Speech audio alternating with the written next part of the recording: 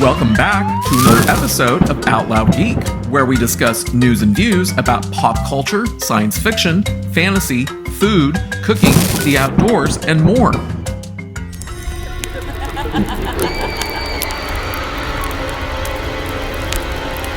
Episodes 7 and 8 of Ahsoka have finally aired on Disney Plus, marking the end of its mostly boring, lackluster first season. After watching Episode 7 the week that it came out, I didn't actually have enough time to make a video about it, so I had to force myself to watch it a second time due to how forgettable it was. Yuck.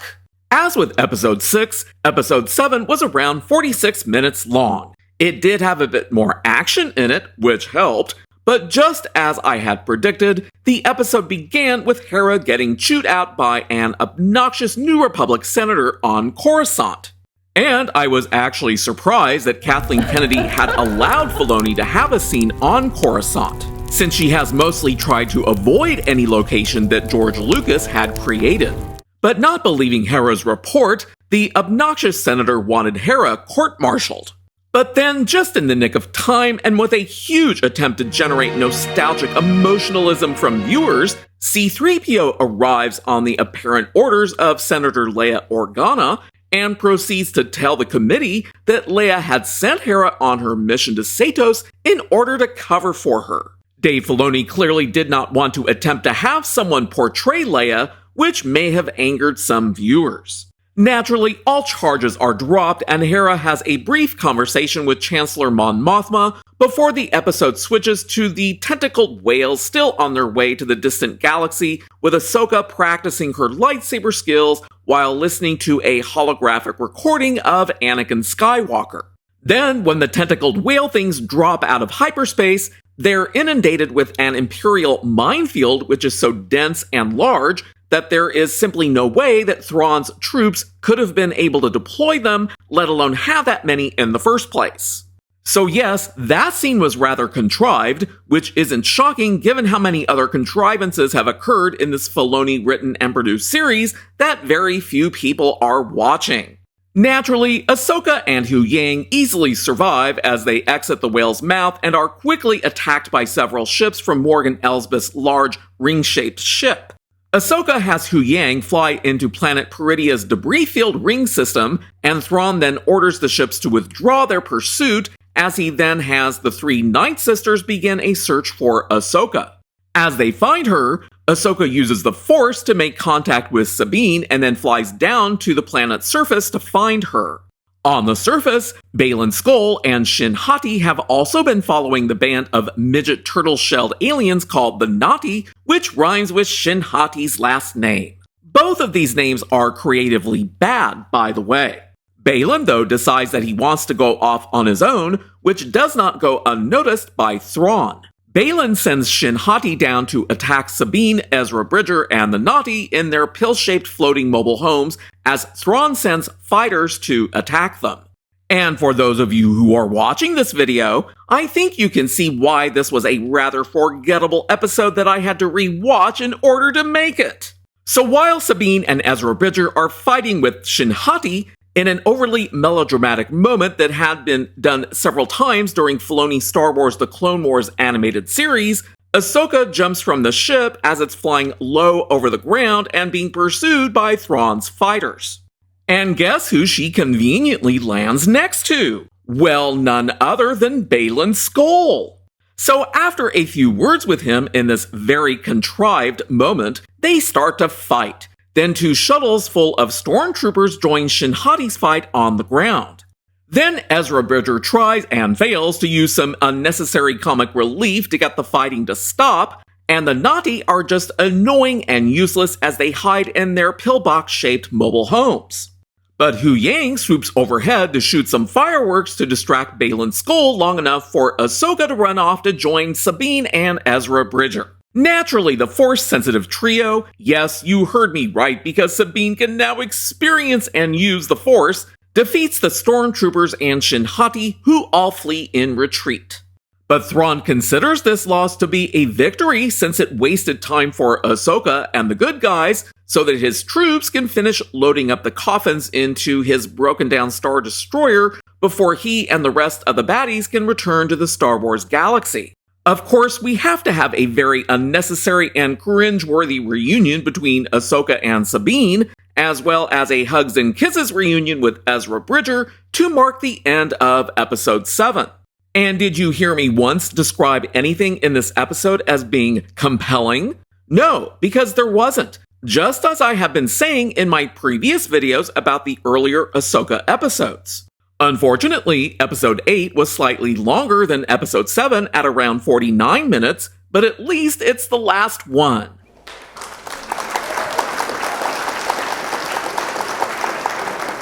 The episode begins with Morgan Elsbeth telling Thrawn that the cargo has been loaded onto his broken-down Star Destroyer.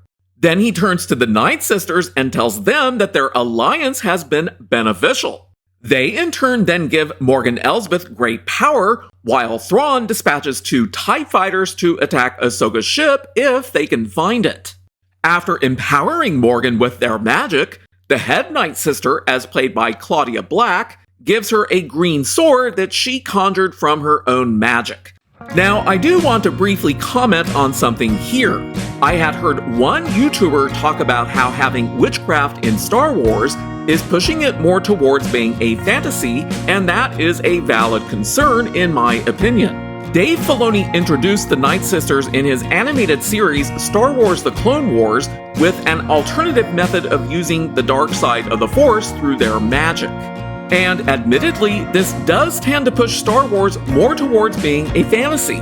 But given that the entire franchise has never truly delved that much into typical science fiction narrative motifs, having the Night Sisters and their magic in this live-action series, in my opinion, is essentially an admittance that Star Wars should be viewed more as a space fantasy and not even a science fantasy franchise.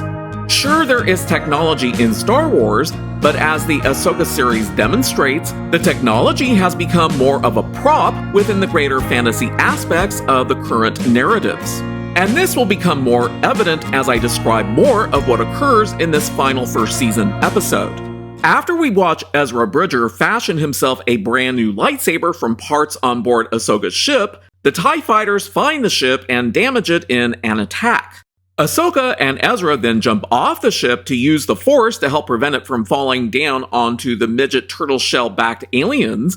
Then Sabine is able to get more power to surprise the TIE fighters by flying into their impractical vertical side panels and causing both of them to crash. Leaving her ship behind for Hu Yang and the midget turtle-shelled aliens to fix, Ahsoka, Sabine, and Ezra ride off on their handy-dandy wolf-like creatures to try and stop Thrawn. When they arrive, Thrawn opens fire from above, but Sabine and Ezra use the Force, yes, Sabine is now a full Force user, to forcibly open the stone doors into the Night Sisters' fortress, where they quickly encounter about 24 of his stormtroopers.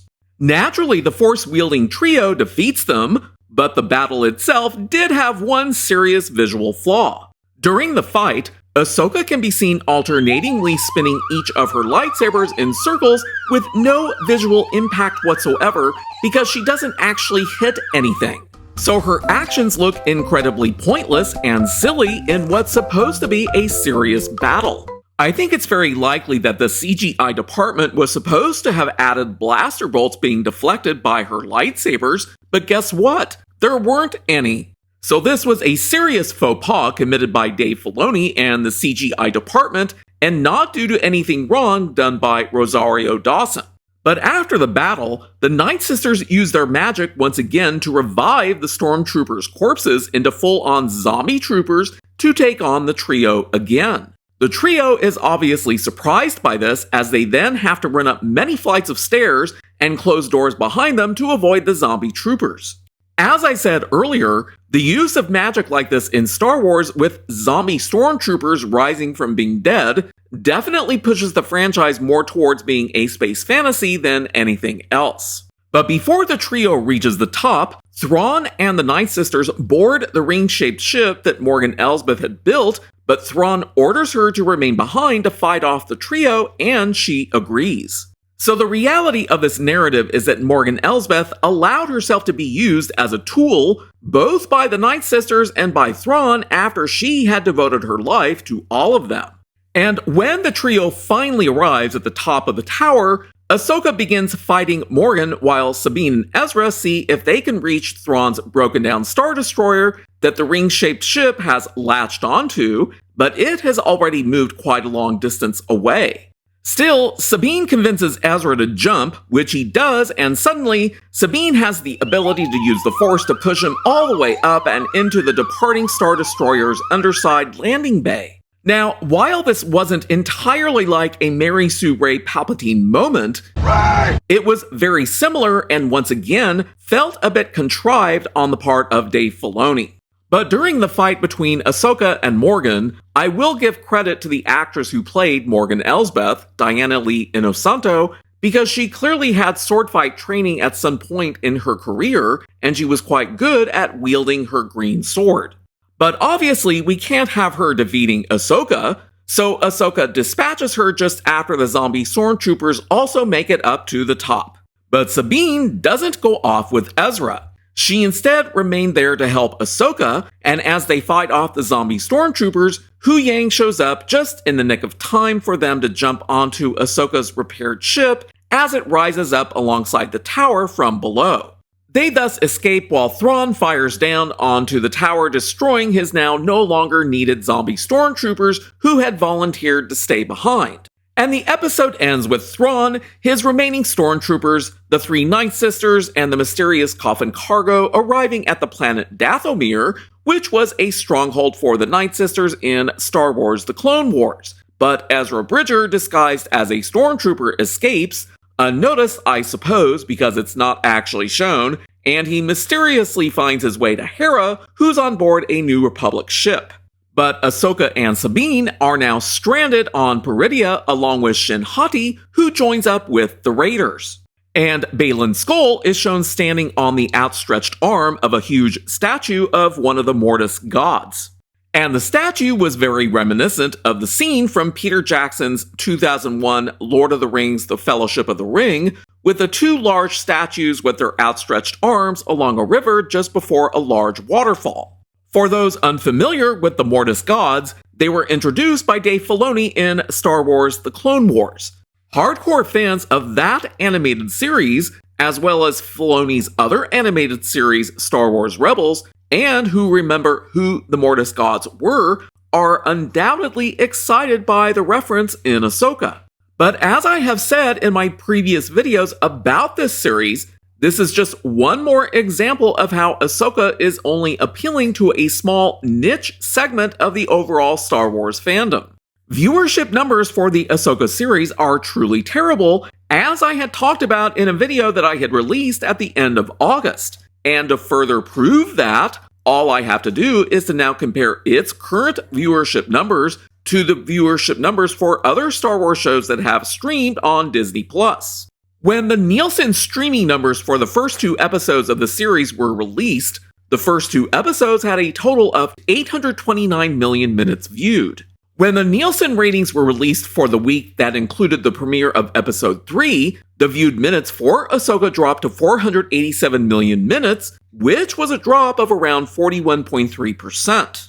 And when the Nielsen ratings were released a few days ago for the week that included the release of Episode 4, the total number of minutes viewed for the Ahsoka series had dropped down to 459 million minutes, which was a drop of 5.7% from the previous week, but a drop of 44.6% from the first week. But to get some notion as to how well this series is doing, we have to compare its viewed minutes to those of the other shows that preceded it. And this chart shows the weekly viewership numbers from Nielsen for the following Star Wars series that were streamed on Disney+. Season 2 of The Mandalorian, The Book of Boba Fett, Obi-Wan Kenobi, Andor, Season 3 of The Mandalorian, and the partial viewership data that's currently available for Ahsoka. There is only 5 weeks worth of data for Obi-Wan Kenobi because even though there were 6 episodes, the first 2 premiered during the same weekend. This is similarly true for Andor, which had 12 episodes in total, the most for any Star Wars series to date in a single season, but its first 3 episodes premiered at the same time for a total of 10 weeks worth of data. And this will be similarly true for Ahsoka since its first 2 episodes also premiered together. From the available data, it's clear that the second and third seasons of The Mandalorian have been the most successful in terms of viewed minutes.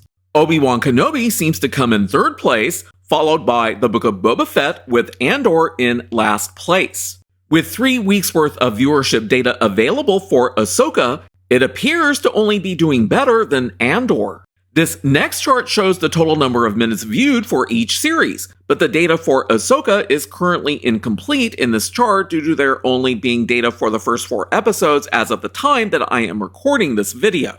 Unsurprisingly, the second season of The Mandalorian has the largest number of total minutes viewed with the available data, followed by the show's third season.